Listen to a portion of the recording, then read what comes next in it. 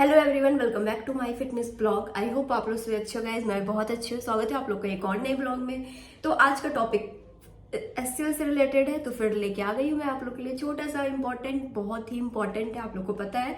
तो थंबनेल से आप लोग को पता चल गया होगा आज का टॉपिक क्या है गाइस। तो यस, आज हम डिस्कशन करेंगे क्यों एससीएल में इतनी प्रोसेस स्लो है, क्या इसका रीजन है, मेन रीजन, और बीजीबी में कितना टाइम लगेगा, कब आप लोग को अपडेट आएगा, कब आप लोग को मेल का रिप्लाई होगा। बिकॉज आज मैंने सारे कमेंट्स का रिप्लाई किया। आज मैं चेक कर रही थी, मैंने आपको कल बताया था कि मैं आज सारे कमेंट्स का रिप्लाई करूंगी।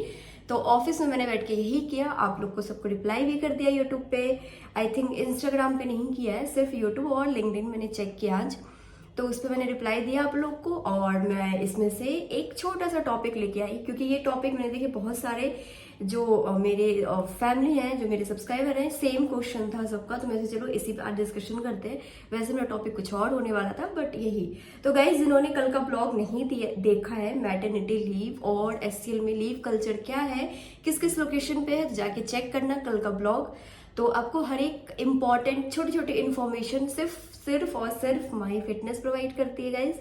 माई फिटनेस आपको पता है कि जिम से रिलेटेड मेरा ये चैनल है, बट मैं थोड़ा बहुत अपडेट दे देती हूँ। जब तक मैं जॉब कर रही हूँ तब तक मैं सोची आप लोग को थोड़ा सा कंपनी के बारे में भी पता चल जाएगा, प्लस वर्क कैसे करते हैं सारा अपडेट देती रहती हूँ। तो गाइज, आप लोग मुझे सपोर्ट भी बहुत करते हो। इन दिनों काफ़ी सपोर्ट किया है, और फिर बस थोड़ा सा ऐसे सपोर्ट करते रहिए, लाइक शेयर सब्सक्राइब करते रहिए, बेल आइकन दबाते रहिए गाइज। बस जो लोग नए हो चैनल पे प्लीज़ सब्सक्राइब करके जाना और एक शेयर करके जाना, ताकि मुझे थोड़ा सपोर्ट मिल पाए और मोटिवेट हो पाऊँ और अच्छा अच्छा ब्लॉग ले पाऊँ। देखो, बहुत हेक्टिक होता है मेरा रूटीन, बहुत ज़्यादा हेक्टिक होती है, इसलिए मैं जिम का ब्लॉग शूट नहीं कर पाती हूँ, क्योंकि टाइम ही नहीं मिलता मेरे पास। तो फिर इसलिए मैं एसएल से अपडेट ले लेती हूँ थोड़ा बहुत, क्योंकि ऑफिस में टाइम रहता है, 9 घंटा काम करना बहुत ज़्यादा हो जाता है, पूरे दिन निकल जाती है उसमें।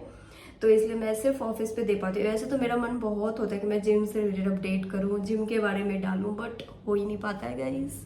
और गाइज, अभी ठंड इतनी है, इतनी ज़्यादा ठंड हो गई है सच में। न्यू ईयर का डे है 2, आज 2 तारीख है गाइज। तो आप लोग का न्यू ईयर कैसा सेलिब्रेट हुआ, क्या क्या किया आपने? मैंने तो कुछ नहीं किया। मैं बस यही है मेरा रिजोल्यूशन, जिम कंटिन्यू करूंगी, लाइफ में थोड़ी बहुत चेंजेस है, बस दैट्स इट। तो चलिए टॉपिक स्टार्ट करते हैं, आप लोग वेट कर रहे हो। तो आप लोग को पता है कि एससीएल में वैकेंसी होती है, जॉब होता है, वगैरह वगैरह, वेरिफिकेशन होती है। तो प्रोसेस बहुत स्लो होता है, क्योंकि गाइज स्लो का रीज़न इसलिए है, एक बार में ये 1, 2, 10, 20, 100, 200, 1000, 2000, 10,000 ऐसे नहीं हायर करते हैं।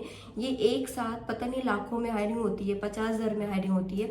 अब सोचो 50,000 एम्प्लॉय है, तो अब एक एक को अपडेट करना 126 पे, ये मैं प्रोसेस आप लोग को बता रही हूँ, 126 से अब एक एक को अपडेट करना। एक मिनट गाइस, तो गाइस बीच में एक कॉल आ गई थी, उसके कारण डिस्टर्बेंस हो गया। तो वो जो मैं क्या कह रही थी, हायरिंग से रिलेटेड, तो बहुत लोग होते हैं, तो उसके वजह से जो होता है गाइस, प्रोसेस इनका स्लो हो जाता है। ये अभी नहीं कि अभी ये रिसेंट में है, ये मतलब मैं जब से ज्वाइन की हूँ मैं तब से नोटिस कर रही हूँ। या फिर मुझे कितने सब्सक्राइबर ने बताया कि आज का process 1 month, 2 month, 3 month, 4 month, 5 month, 6 month continue बहुत टाइम लगता है। और अभी पता है बीच बीच में फेस्टिवल्स भी आ जाते हैं, तो और स्लो हो जाता है। इसलिए आप लोग को कोई भी मेल का अपडेट नहीं मिलता है, रिस्पॉन्स नहीं मिलता है, आप लोग वेट कर रहे हो। बहुत लोग की 4 दिसंबर की ज्वाइनिंग थी, डेट ऑफ ज्वाइनिंग, और अभी तक ज्वाइनिंग नहीं हुई है।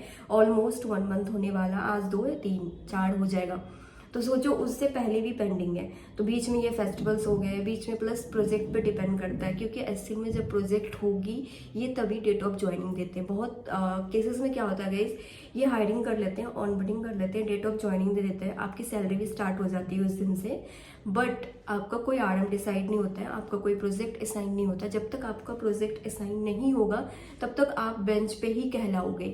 ये थोड़ा सा हमारे लिए वो हो जाता है, ड्रॉबैक हो जाती है। बिकॉज क्योंकि जब आप फ्रेशर्स होते हो, आपको कोई नॉलेज नहीं होती कि हमें काम कैसे करना है, क्या क्या है, वगैरह वगैरह, तो आपके लिए बिल्कुल जीरो एक्सपीरियंस होता है। फॉर माई ओपिनियन, आप लोग कोशिश करो जितना जल्दी डेट ऑफ ज्वाइनिंग हो उससे पहले आपको प्रोजेक्ट मिल जाए। बहुत केसेस में ये ट्रेनिंग भी कराते हैं, तो वो टाइम पीरियड फिर ठीक है आपके लिए, क्योंकि ट्रेनिंग होता है तो आपका वो काउंट हो जाता है एक्सपीरियंस। अगर आप बेंच पे होते हो तो वो जीरो हो जाता है गाइस। अगर आप मान लो 6 मंथ काम किए, प्रोजेक्ट एंड हो गया, तो वो आप अगर 1 मंथ 2 मंथ बेंच पे हो तो आपका वो 0 क्रिएट हो जाता है, आपको सैलरी मिलेगी, बट आपका जो वर्क होता है, एक्सपीरियंस होता है, आपका वो नॉलेज 0 हो जाता है, फिर आपको फ्रेशर्स ही कहेंगे। तो इस चीज़ का ध्यान रखना, किसी भी प्रोजेक्ट में साइन होने से पहले आप कोशिश करो बेंच पे ना जाओ एटलीस्ट 1 ईयर 2 ईयर्स के लिए, क्योंकि आपका 0 एक्सपीरियंस होता है। जब तक 1 साल 1.5 साल नहीं होगा आपका कोई एक्सपीरियंस काउंट नहीं होगा, बिकॉज आप फ्रेशर्स कहलाओगे।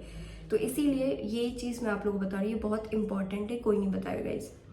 तो अब बात करते हैं प्रोसेस की। तो जब डेट ऑफ ज्वाइनिंग हो जाती है बहुत लोगों की, तो वो भी प्रोसेस ये होल्ड करते जाते हैं, क्योंकि जब प्रोजेक्ट होगी तभी ये बंदे वो फिल करेंगे।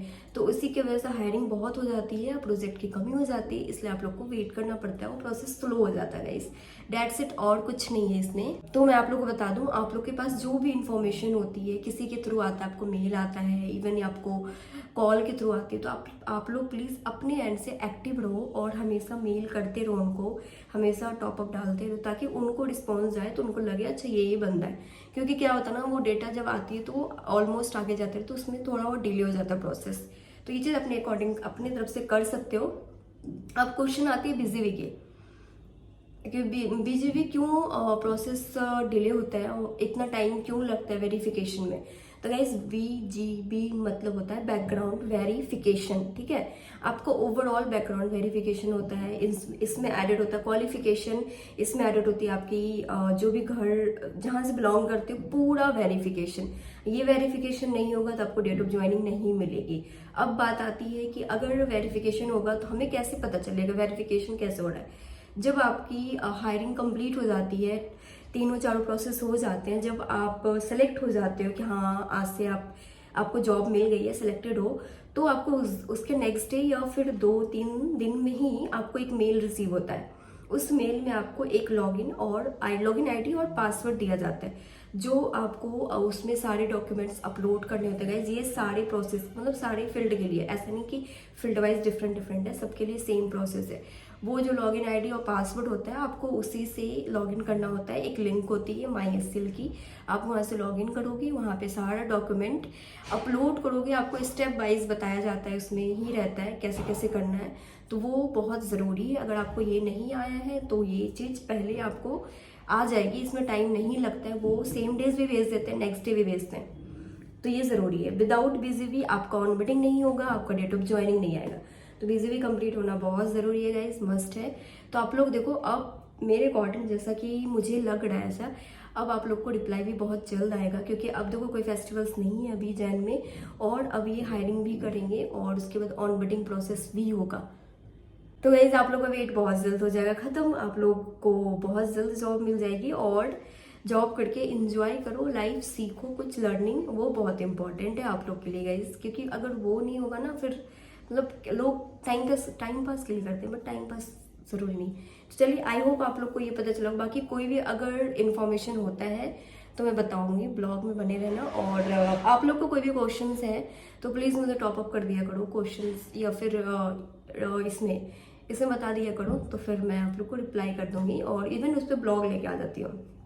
बाकी मैं गाइज बताऊँ मैं कैसे मेहनत करती हूँ, मैं स्क्रीनशॉट लेके रखती हूँ आप लोग के कमेंट्स के, मैसेज का रिप्लाई करने के लिए, हर चीज़। तो दैट्स इट, ये है मेरा प्लानिंग आप लोग के लिए गाइस। इतना मेहनत करती हूँ, प्लीज़ आप लोग भी थोड़ा सा सपोर्ट करो। अब आती है जीटी रोल बहुत इंपॉर्टेंट है, इसके लिए मैं एक अलग सेपरेट ब्लॉग लेके आऊँगी।